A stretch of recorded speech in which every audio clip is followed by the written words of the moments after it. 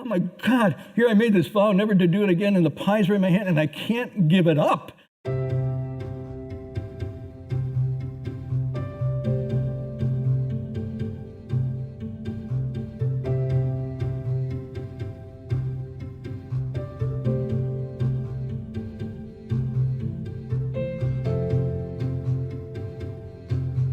So this story you've heard before, but I want to tell it again about Hongju.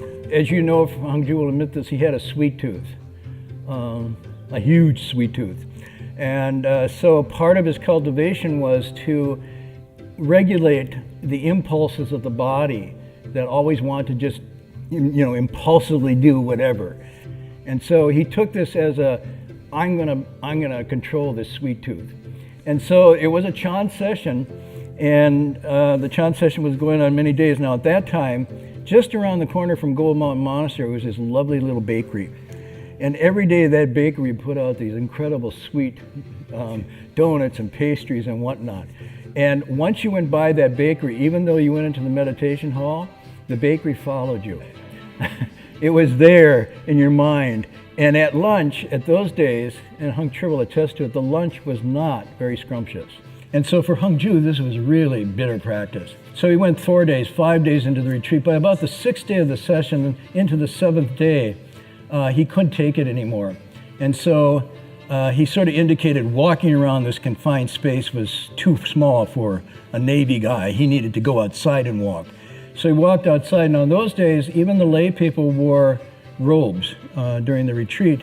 And I mentioned before that the robes then, before we cut off these long sleeves, were Batman robes. I don't know how to describe them. They hung way down, right? And they were hollow inside.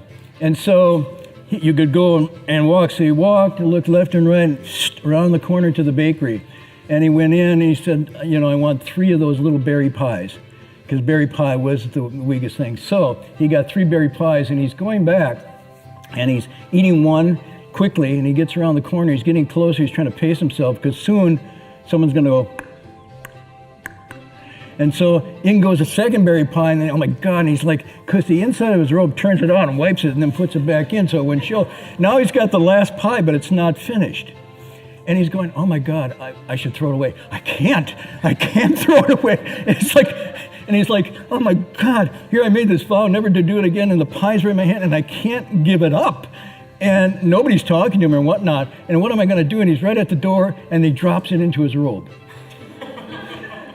So this is after lunch, and he's going around, walking, standing, sitting, meditating. This berry pie is hanging down in the pouch of his robe. And, he's going, Om Mani Padme Pi, Om Mani.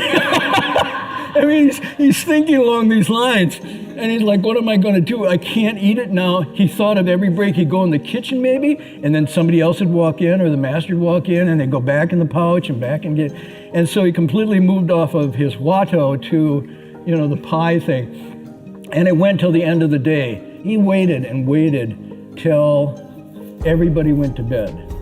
And this was now going between 1 o'clock, 1:30 in the morning. Then he went into the bathroom, and in those days the bathroom had the old windows. You had ropes with pulleys, and so if you opened them fast, you go, boom, and the pulley would drop. So he sat there with ninja samadhi, lifting that window so slowly that the rope and the thing never made a sound. He must have been sweating, just slowly, because it went out to the fire escape. Slowly, and he finally got it open. Nobody heard it. He's like, aha. And he slips into the fire escape, goes up to the roof. And he's on the roof, and he's just sitting there. This is nirvana. And he takes a big bite of the pie, and he's like, oh my gosh. But then he's like, but geez, my vow and everything, this is. And then he hears some noise in the fire escape. He's going, what? Who is that? I'm not going to share my pie. And he looks, and the moonlight is out, and he sees this shaved bald head, and it's Master Hua, the abbot. And he's coming up the fire escape. Hongju goes, shit. And so Master Hua comes towards him, and Hongju goes the other way. Master Hua turns around, and then Hangju turns the other way, and Hangju takes his beads out. And he's got the pie in one hand, the beads in the other, and he's pretending he's up there reciting, you know,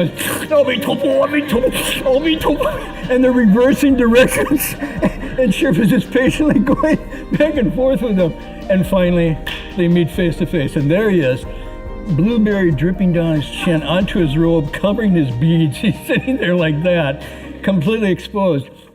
And all the master says to him is, "How does it feel?" And he turns and walks back in. And Hangju said, he told me later, he said, I sat there for like 15 minutes frozen. And he said, I was expecting a blast, a scolding, you know, the Chan master takes a stick and whatnot.